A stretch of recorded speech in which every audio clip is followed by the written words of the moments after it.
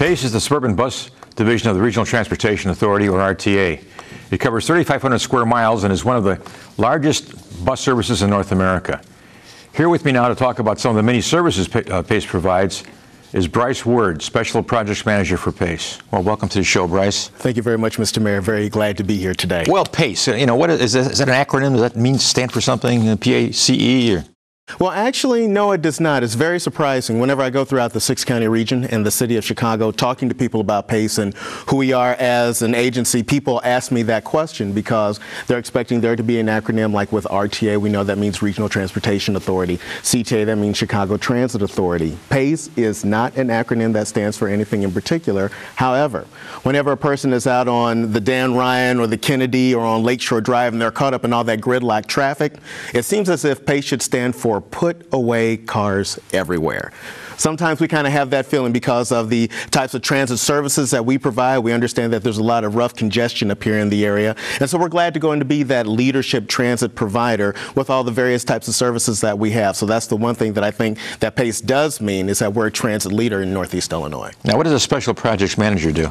Well, when my management says, Bryce, this is a project that we feel is very special, we need you to go ahead and manage it. So that's in one way, is one way to go in to look at my job. Another way to go in to look at it is that there are various types of communication things that I do throughout the 6 counties, namely go throughout the area and speak about PACE and what it is that we do, what our mission is as transit leaders. So I'm able to go in to do a lot of the outreach communication part of PACE and get a chance to go in and make connections with our public, both people who depend on us as their transportation and people who might want to look at us as an alternative. That is the great project in and of itself that I manage. So you cover 3,500 square miles. Yes, we do. We are, as you had mentioned, we are one of the nation's largest bus carriers. We have the 3rd largest number of bus vehicles in the United States and Canada. We carry roughly 140,000 passengers per weekday. Any given year, we carry roughly 40 million people throughout the Chicagoland area. So a lot of people rely on PACE with the resources that we have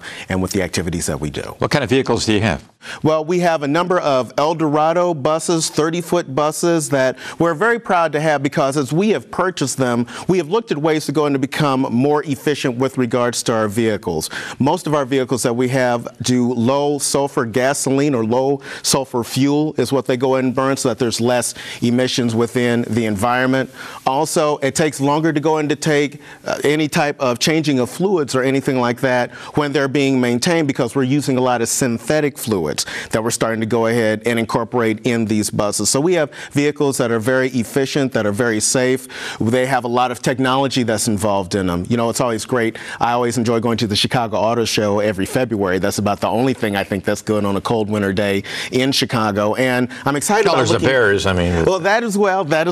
But I'm always looking forward to the new technology that I'm going to see at the auto show. What's great, what's innovative. We have people at PACE that are just as excited about that as I am, except on the PACE side, on the bus side. So they're always looking at different things to see what kind of technology can we incorporate within our buses. One prime example, since I'm talking about cars and buses, GPS. Used to be a day when GPS was only involved in your Mercedes, your Jaguars, and your BMWs. Now you find GPS systems on public transportation. We're able to go ahead and to monitor our buses. How are they performing out on the road? How is their on-time performance on the road? If there's an emergency, how can we go ahead and get the quickest way to either our driver and or our passengers? So we look at different ways to make our buses modern, to make them user-friendly, to make them accessible, and that's some of the exciting things that we go and do in this industry here in this region. Now PACE has moved a little bit. You mentioned 30-footers that typically were 40-footers in the past. Is that correct? And now the 30-foot buses are ones that PACE is buying now? Is that is what we are starting to incorporate into our fleet, correct. Now you have a van pool program as well. I mean, do you not? That is right. The van pool program is the 2nd largest van pool program in the United States. What does that entail? What does the van pool program entail? There are several categories that are to that, but a person can go to our website, pacebus.com, and look into the van pool program that we have, where it enables various agencies or places of businesses or companies to lease vans from us, passenger vans from us, and in turn go and utilize those vans to take people wherever it is that they need to go.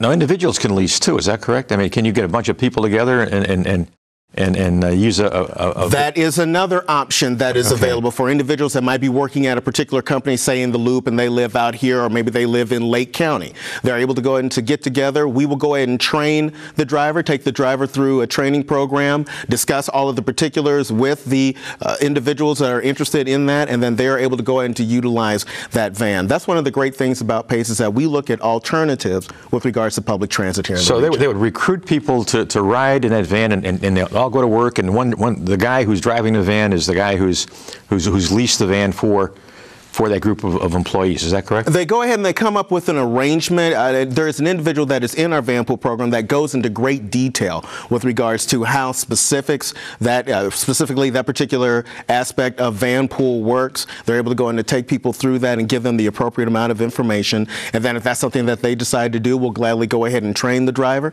gladly go and provide the van to them, and then they're able to go ahead and to use that. That's a very popular service, isn't it? The van pool program? We're very proud of it. Like I said, it's the second largest one in the United States, sir. Okay. I mean, I know that it's growing, and it's been very successful, and it gets people off the street, out of their cars, and provides a convenient way of transportation. Absolutely. Now, I understand PACE took over the program in City of Chicago for handicapped service. Is that correct? You're referring to the paratransit service in the City of Chicago. Yes, absolutely. That has launched us into being the nation's largest paratransit provider. We're very glad to go in and have that distinction. Several years ago, that honor and that challenge was given to us to go into the City of Chicago and see what it is that we could do in order to help people get around more efficiently and effectively and safely with regards to paratransit service. Okay, that's something that the legislature, Chicago, kind of said, look, if you guys want it, take it. Now PACE took it over, and I know there's some initial glitches, I understand, as far as the program is concerned, but now it's computerized, and in the old days they had just writing things on pieces of paper, and right, exactly. So and now with the GPS, you can track just where those buses are and where those vans are. Is that correct? Yes, that is correct. Again, we are about efficiency and we are about safety. We know that people, whether they be in the paratransit community, whether they're in the senior community, are very concerned about, am I going to get to my destination on time? And number two, am I going to go ahead and be safe? We certainly have been able to go in to take those concerns to heart and employ modern technology in order to give them the feeling of confidence whenever they go and ride with us, so that we can make sure that people are okay when they reach their destination. What is the on-time performance in terms of, how well is PACE doing as far as being on time when they're supposed to be? I know that on the paratransit side, since we were talking about the city, on the paratransit side, we are over 90% with regards to our on-time performance there. And with regards to the rest of the system, we have wonderful technologies such as traffic signal priority, which enables for the bus to either receive a shortened red light or an extended green light, so that they are able to get to their destination on time. That's where that GPS comes in to assist in monitoring. That's a pilot program, isn't it? That's a program that's actually been around for a few years that we've had in different sectors of the 6 counties, and we are continuing to look at it, to tweak it, to see what type of expansive measures we can use with that technology that we have that's available. Where does PACE get its funding? PACE goes and receives its funding from federal, state, and local dollars. Of course, we go and we hear a lot of news in the media with regards to the economy, how it affects various sectors of the society, and certainly we in public transportation are not immune from that. So the way how the funding comes to us is that the RTA, the Regional Transportation Authority, they're the ones that go and receive those dollars, and then they in turn divvy up those funds amongst the sister agencies that we have, if I may. We're related to the CTA, the Chicago Transit Authority, which handles Metropolitan Chicago with their buses and rails.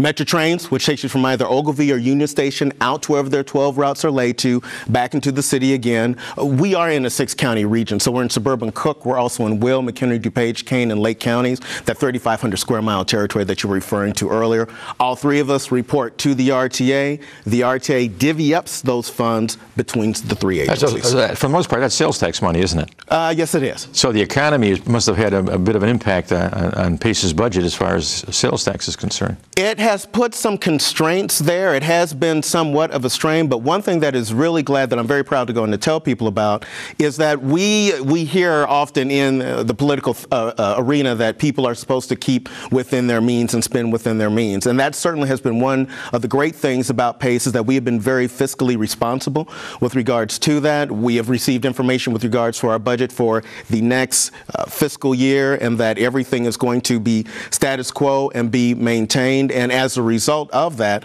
we will not, in the foreseeable future, look at raising fares or reducing routes. So what you're saying is Pace has a balanced budget. Pace is doing quite well, and we're doing everything it is that we can to ensure that that balance that we've been able to acquire is maintained. Okay, that's good. That's good news. Well, you know, I think there's a concern on the part of some folks that Pace has a fixed bus route systems, and some of these routes over time don't generate the revenue that they should, and as a result, public hearings take place, and those routes are closed. Has Pace done anything at all to address that issue as far as the disappearing of fixed bus route service? Let me go and approach that in two folds, if I may. Number one, we have a very exciting and dynamic planning department there at Pace that is always looking at ways to go ahead and to tweak and to make efficiencies, but to also make it accommodating for individuals that rely on Pace or that want to look at Pace as alternative transportations. What are the things that we can do or they can do as planners to ensure that people are able to go in to get around, but at the same time to go in and make sure that we are operating within our means, like what I went in and discussed earlier. So we have a planning department that is very attuned to that and very aware of what's going on and trying to go ahead and strike that balance. With regards to dealing with aspects of are we going to do anything with those routes that have disappeared, or is there anything we're going to try? I think Pace is probably combining some routes, don't you think? Combining routes and maybe cutting down midday service in some areas so they can maintain service in the crucial rush hour times. That is one strategy that our planners have come up with. Can we go ahead and combine routes? We might have to do some trimming, but can we accommodate on the other end because of some changes that have been made? Now, you mentioned technology the Pace has put in place regarding signal prioritization, delaying red lights, or as far as Pace is concerned. What about bus rapid transit? I hear a lot about bus rapid transit. How is Pace addressing that? Again, that is one of those innovative ideas that we are looking at and hoping that one day we'll be able to implement. It's a way for people to get to point A to point B much more efficiently by having perhaps a dedicated lane that would allow for a bus or a bus-like structure to get in between those points or to get within a particular area of the region. That's something that we have always been looking at. Again, our people in our planning department and some other areas of Pace have looked at ways to how we can go ahead and implement that. What would be the best way to look into that? And there have been some past studies that have been done that have showed that that might be efficient and a great thing to go in to do. It's just a matter of the timing of everything for implementation, for that to be another great overall service that we can operate in the region that we're looking at futuristically. Well, covering 3,500 square miles is quite a challenge, and certainly with the revenue streams that are out there, Pace could use additional funds, and of course, all agencies could use additional funds, but certainly as far as Pace is concerned, knitting together all the suburbs and trying to provide a mass transit alternative to the automobile is a real challenge as far as Pace is concerned. And I'm pleased that they've accepted that challenge and are moving forward. Bryce, thanks for being on the show. Thank you so much. On behalf of Executive Director T.J. Ross, Pace Management, and staff, we've appreciated having this opportunity to come on to your show, to get a chance to speak with you and interact with you, and to talk to the fine residents of Schaumburg with regards to this great partnership that we have between the village and transportation. Fine. Thanks, Bryce. That's it for this edition of Speaking of Schaumburg. Join us again next month for another all-new episode. Until then, I'll see you around town.